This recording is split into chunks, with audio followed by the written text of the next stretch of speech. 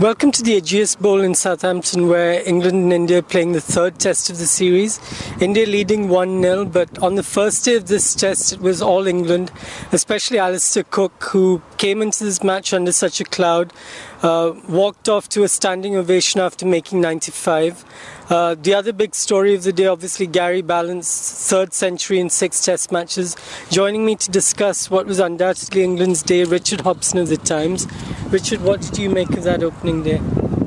Well, Alistair Cook was a great story and a very happy story, and I think you could sense in the ground the goodwill towards him.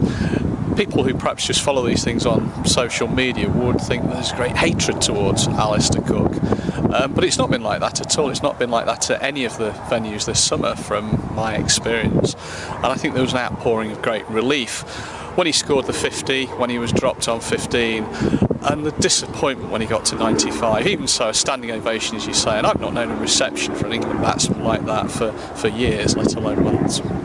And what did you make of India? Because it almost seemed like after over number 40 or an hour after lunch, it was almost like Dhoni had decided, look, I'm not going to take too many wickets, so I'm just going to bowl to defensive fields and wait for the mistake.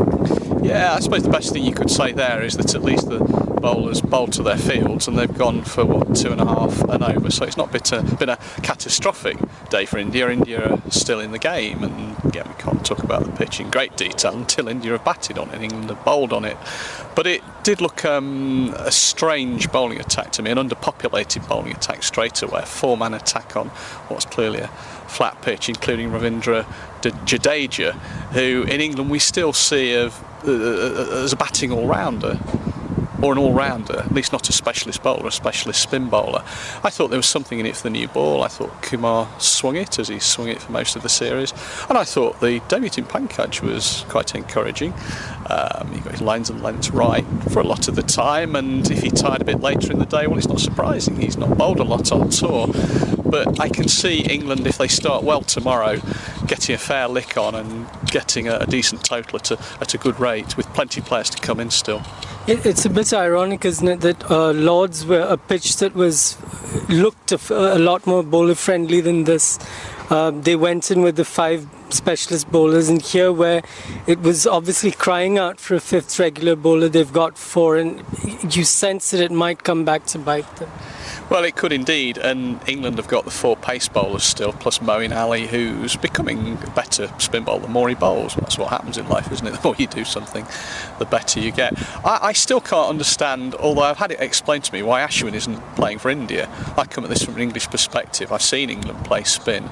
I've seen England play spin quite badly, by and large, especially mystery spin, and I just don't understand. I think Ashwin is a very unfortunate individual. In Australia, he was used as a stock bowler, asked to contain, obviously didn't pick up too many wickets.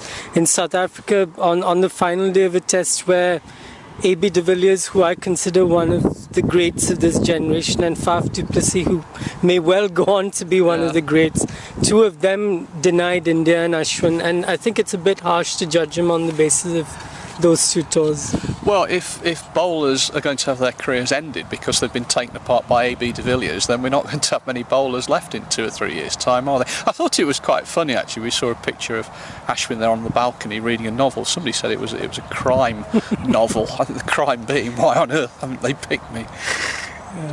And finally, Richard, I mean, we came to Southampton with all this talk about how fast and bouncy this pitch would be, but all the locals I've spoken to speak of how slow it's been, how many runs have been scored this year. How do you think this will play out? I think it's got draw written all over it, unless somebody bats badly.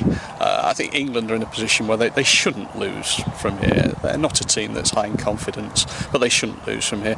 I've been coming to the Rose Bowl, as it's been called for most of its life, for many, many years, and the pitch has changed as it's bedded in. In the early days, it was a shocker. You could get some terrible pitches here, some real low-scoring games, particularly when the pitches were in one side of the ground. But that's changed now. I've also seen Hampshire score 700. I've seen John Crawley score a 100 here, so I know it can be very flat, and I think we're more towards the flat side than the rubbish side. So you might also have to be wary of a Pujara or Kohli special on this. Yeah, well, I don't think of watching Kohli as being something to be wary of. I think that's something that we should enjoy in Pujara as well. But blimey, I wouldn't like to be one of those people in the four-man India attack. Thanks a lot for joining us, Richard. That's it from the opening day here. We'll see you after the second day's play.